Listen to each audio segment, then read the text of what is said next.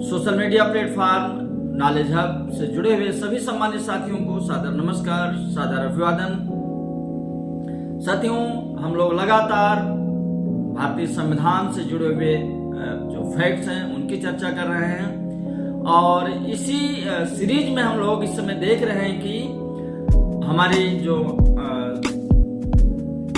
न्यायपालिका की जो उच्चतम इकाई है, उच्चतम न्यायालय, सर्वोच्च न्यायालय, सुप्रीम कोर्ट, कई नामों से जानते हैं, उसके पास जो एक पावर है, भारतीय संविधान में उसका उल्लेख है अनुच्छेद 143 और उसका जो क्लाज है 1 के तहत कि राष्ट्रपति सर्वोच्च न्यायालय से अगर कोई संवैधानिक विवाद है, कोई पेच है, तो सुप्रीम कोर्ट से सलाह मांग सकते हैं और उचित समझने पर सुप्रीम कोर्ट सलाह दे सकती है। और सलाह को मैं पहले बताया था कि राष्ट्रपति मानने के लिए बाध्य भी नहीं है, लेकिन अगर ये सिचुएशन आती है, सारी घटनाएं होती हैं, तो जनमानस में एक संदेश जाता है, देश की कानूनी प्रक्रिया के बारे में जनता को भी समझ में आता है और सरकार भी इससे क्या होती है, सतर्क हो जाती है।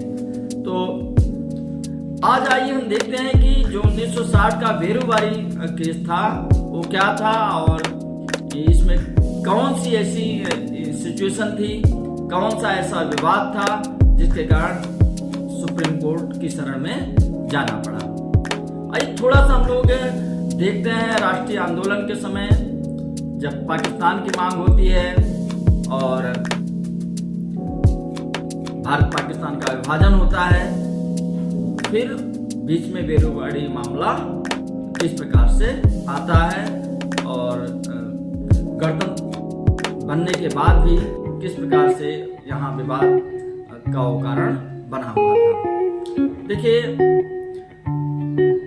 जब हम लोग आजादी के लिए संघर्ष कर रहे थे और अंतिम दौर में आते आते क्या हुआ, मुस्लिम लीग ने द्विराष्ट्र सिद्धांत के फार्मूले पर कार्य करना शुरू कर दिया, एक अलग राष्ट्र की मांग की और जो उन्होंने जब एकदम स्पष्ट हो गया कि अब भारत और पाकिस्तान दो अलग अलग राष्ट्र बनेंगे और 1947 का जो स्वतंत्रता नियम था उसके तहत बताया गया था कि जैसे ही भारत स्वतंत्र होगा वो दो राष्ट्रों में विभक्त हो जाएगा।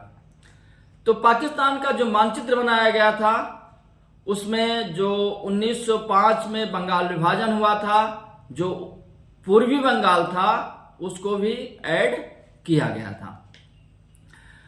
जब पाकिस्तान बना तो एक तो भारत की उत्तरी और पश्चिमी सीमा पर मुख्य पाकिस्तान था और इसकी पूर्वी सीमा पर जो इस समय का बांग्लादेश है वो पूर्वी पाकिस्तान हुआ करता था।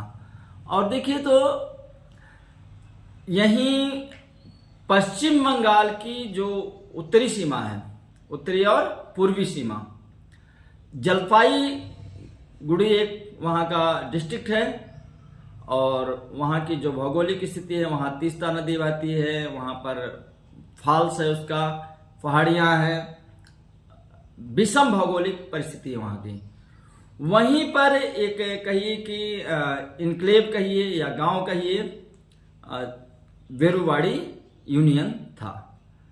और जब रेडक्लिफ के द्वारा 1947 में भारत पाकिस्तान सीमा का निर्धारण किया रहा था, सीमा रेखा निर्धारित की जा रही थी और यहाँ की भौगोलिक परिस्थितियों के कारण शायद सही ढंग से उसका सीमांकन नहीं हो पाया और यही विवाद का कारण बना। जो बेरूबाड़ी यूनियन था उस पर पाकिस्तान ने भी दावा अपना ठोक दिया और भारत तो ईमान के चल रहा था कि मेरे क्षेत्र में मेरा है, पश्चिम बंगाल का क्षेत्र है, और विवाद गहराता गया और अंततः 10 सितंबर 1958 को भारत और पाकिस्तान के प्रधानमंत्री पंडित जवाहरलाल नेहरू और फिरोज खान नून, नेहरू नून समझौता होता है और जिसके तहत निर्णय लिया जाता है कि जो बेरुवाड़ी है, जो विवाद का कारण बना हुआ है, उसका कुछ क्षेत्र भारत में, कुछ क्षेत्र पाकिस्तान में चला जाए, जिससे विवाद शांत हो जाए। क्योंकि 1947 में ये जो एरिया था उसका निर्धारण नहीं हो पाया था, ये तर्क दिया गया सरकार द्वारा।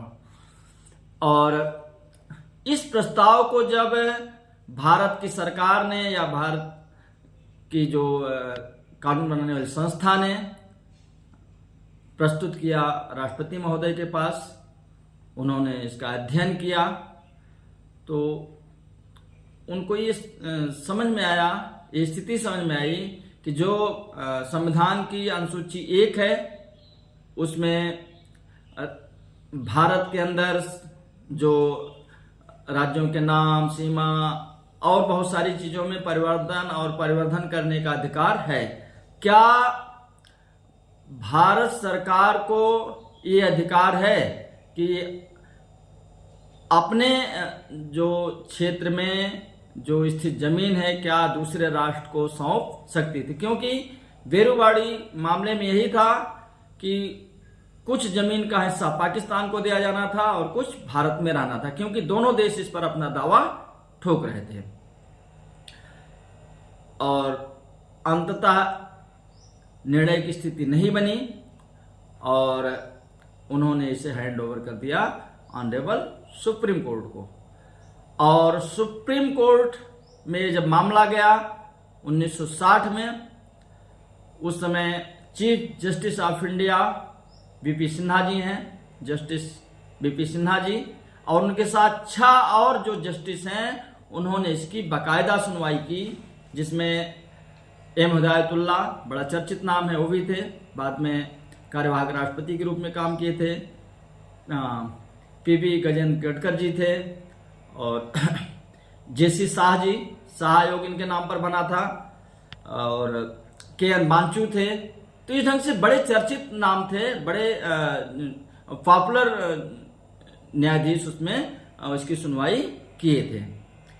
और जो सलाह आई राष्ट्रपति महोदय के पास, उसमें यह था कि भारत सरकार को ये अधिकार नहीं है कि किसी जो संप्रभु भारत है उसकी जमीन का कोई हिस्सा किसी दूसरे राष्ट्र को हस्तांतरित कर सके।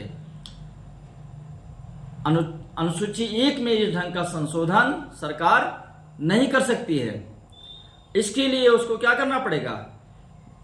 जो विशेष बहुमत के माध्यम से, जिसमें संसद के दोनों सदनों के बहुमत के साथ 2/3 बहुमत से प्रस्ताव पारित हो और आधे से अधिक राज्यों का भी अप्रूवल हो, उसके बाद जो संवैधानिक संशोधन होगा, तब इस प्रकार का अगर आपके पास कोई प्रस्ताव आता है तब आप भूमि का हस्तांतरण कर सकते हैं। और जब सलाह आई, सुप्रीम कोर्ट का इस पे डिसीजन आया, और 1960 में ही भारतीय संविधान में भारत की संसद ने क्या किया? विशेष बहुमत के आधार पर 9वां संशोधन बेरुवाड़ी मामले को लेकर किया, और इस आधार पर बेरुवाड़ी का कुछ क्षेत्र पाकिस्तान को, कुछ क्षेत्र भारत को मिला। और इसके साथ ही मैं बता दूं, इसी मामले के बाद जो कूच बिहार है, कूच बिहार इसमें वेस्ट बंगाल का एक डिस्ट्रिक्ट है। कहां पर है?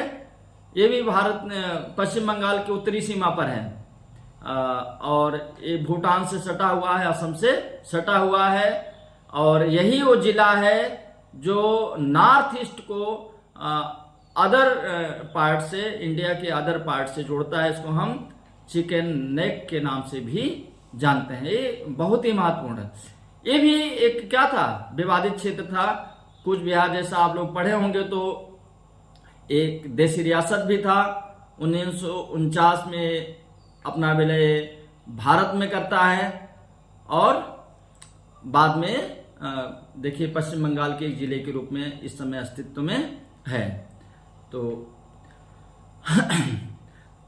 अब जब बेरुवाड़ी मामला क्लियर हो गया तो कूच बिहार एक इनक्लेव था, उसको पाकिस्तान ने भारत को सौंपा। और इसी ढंग से बहुत इनक्लेव थे जो छोटे छोटे टुकड़े थे, वो कुछ टुकड़े पाकिस्तान को हस्तांतरित किए गए, कुछ पाकिस्तान ने भारत को हस्तांतरित किए।